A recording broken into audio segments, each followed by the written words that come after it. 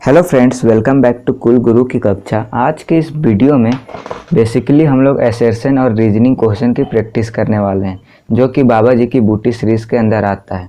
और जिन लोगों को पता नहीं है कि बाबा जी की बूटी सीरीज़ क्या है, तो मैं आप लोगों को बता देता हूँ। बाबा जी की बूटी एक सीरीज़ है जिसमें हम लोग 2020 में जो बोर्ड एग्जामिनेशन होने वाले हैं उसकी तैयारी करते हैं। तो चलिए आज के इस खूबसूरत से लेक्चर को हम लोग स्टार्ट करते हैं। तो सीबीएसई ने अपना सैम्पल पेपर जारी कर दिया है। अगर आप लोगों ने अभी तक उस सैम्पल पेपर को नहीं देखा है तो सीबीएसई के ऑफिशियल वेबसाइट में जाकर उसे देख सकते हैं। वहाँ आप लोगों को 3 मार्क्स का असर्शन एंड रीजन क्वेश्चन मिलेगा।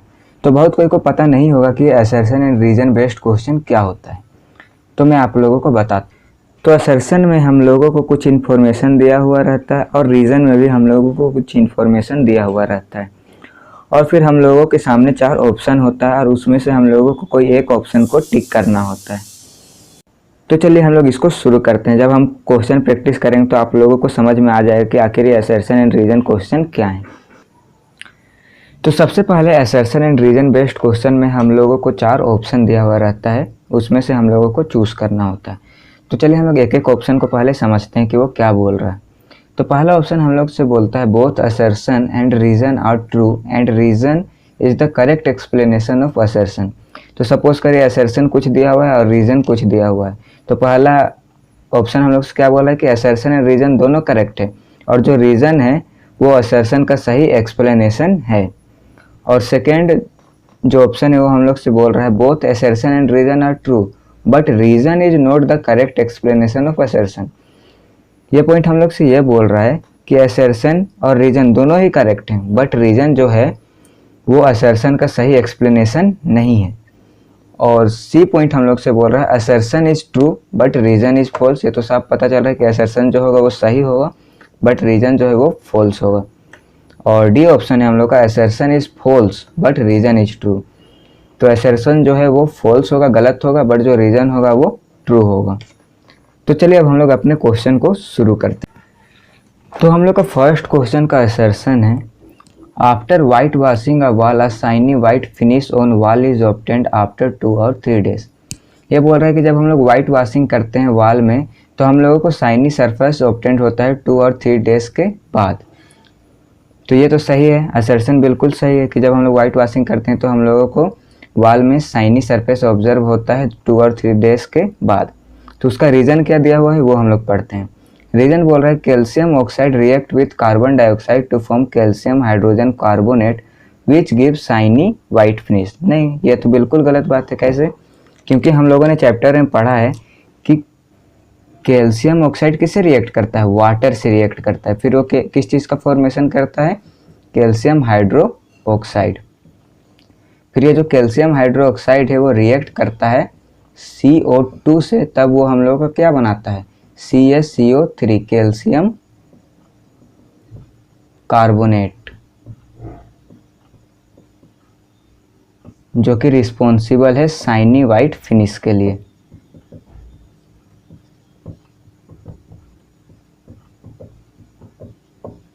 तो हम लोगों का कौन सा ऑप्शन सही हो जाएगा? तो ऑप्शन सी हम लोगों का सही होगा। ऑप्शन सी में क्या था? Assertion is correct and reason is false. ठीक है, चलिए अब हम लोग अपने नेक्स्ट क्वेश्चन की ओर बढ़ते हैं। तो हमारा सेकेंड क्वेश्चन का असर्शन दिया हुआ है hydrogen peroxide is kept in coloured बोतल। हाँ, ये बिल्कुल सही बात है कि हाइड्रोजन परऑक्साइड को हम लोग किस में रखते हैं? कलर्ड बोतल में रखते हैं। चलिए हम लोग उसका रीजन देखते हैं। तो रीजन क्या दिया हुआ है? Hydrogen peroxide decompose into water and oxygen in the presence of sunlight. हाँ, रीजन भी बिल्कुल सही है, क्योंकि हम लोग को पता है हाइड्रोजन परऑक्साइड में जब सनलाइट पड़ता है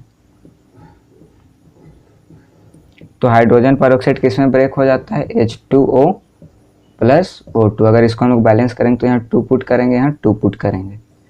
इसीलिए हम लोगों का असर्शन और रीजन दोनों ही करेक्ट है।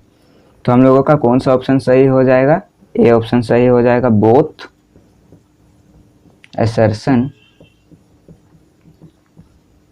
And reason are true and reason is correct explanation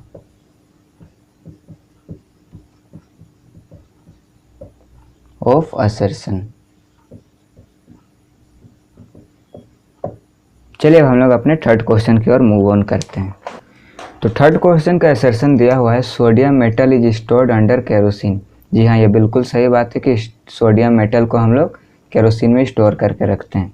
अब चलिए इसके हम लोग रीज़न देख रहे हैं। रीज़न ये है कि metallic sodium melt when exposed to air, मतलब जब सोडियम एयर के कांटेक्ट में आता है तो सोडियम मेल्ट होना स्टार्ट हो जाता है। नहीं, ये तो बिल्कुल गलत है।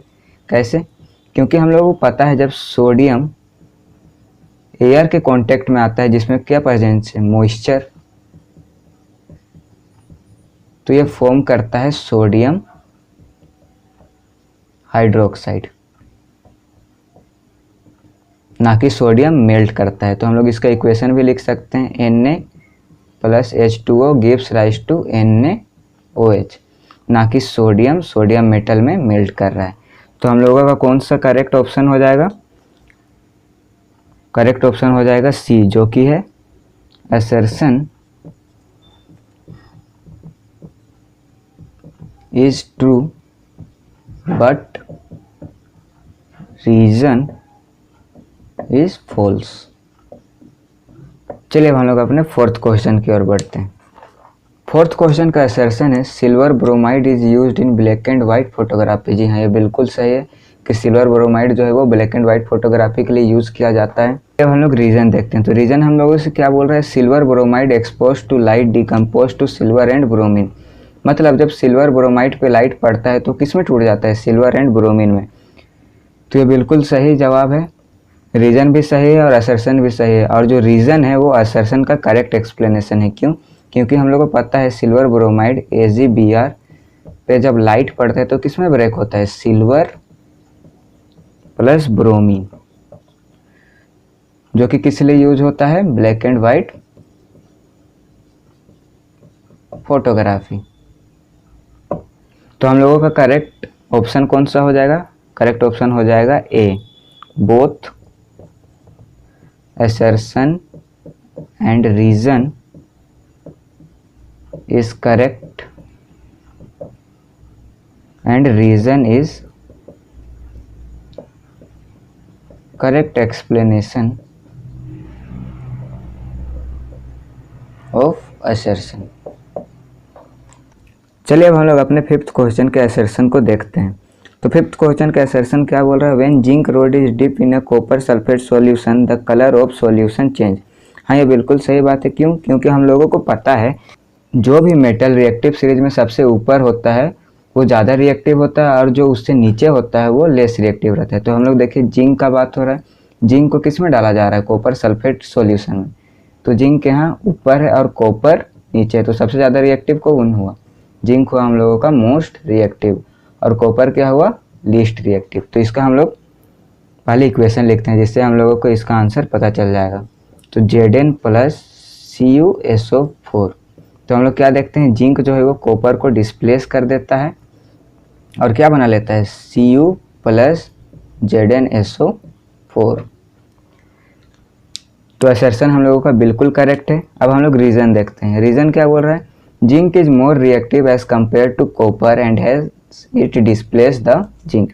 तो बिल्कुल सही है रीज़न भी, क्योंकि जिंक जो है वो कॉपर को डिस्प्लेस कर दे रहा है, क्योंकि जो जिंक है वो ज़्यादा रिएक्टिव है। तो इसका कौन सा ऑप्शन सही हो जाएगा, इसका भी ऑप्शन ए करेक्ट होगा। ऑप्शन ए हम लोगों से क्या बोलता है, both assertion and reason are true and reason is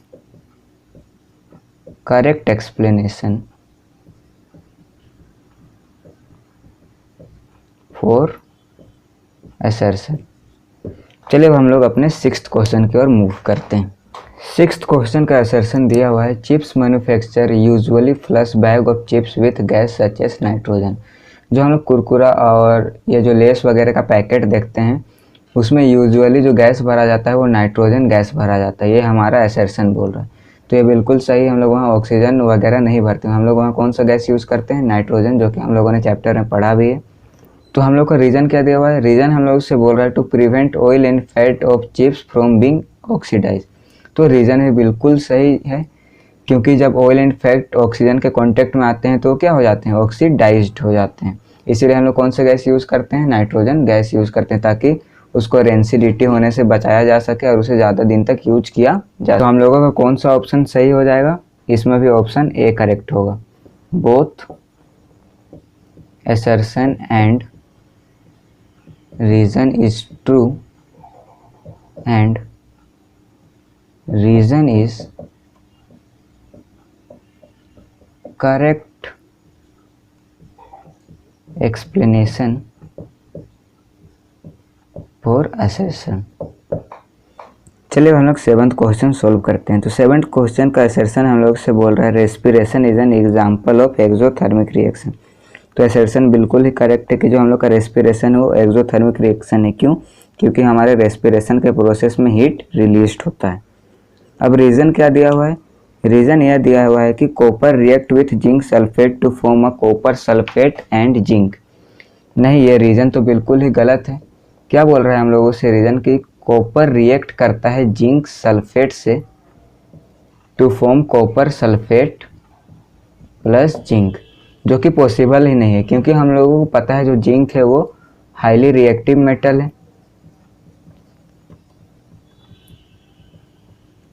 और जो कॉपर है वो लेस रिएक्टिव है। तो हम लोगों ने डिस्प्लेसमेंट रिएक्शन में पढ़ा था, जो हाईली रिएक्टिव मेटल है वो लेस रिएक्टिव मेटल को डिस्प्लेस करता है, बट यहाँ तो अपोजिट ही हो रहा है, जो लेस रिएक्टिव मेटल है वो हाईली रिएक्टिव मेटल को डिस्प्लेस कर रहा है, इसीलिए ये पॉसिबल नहीं है।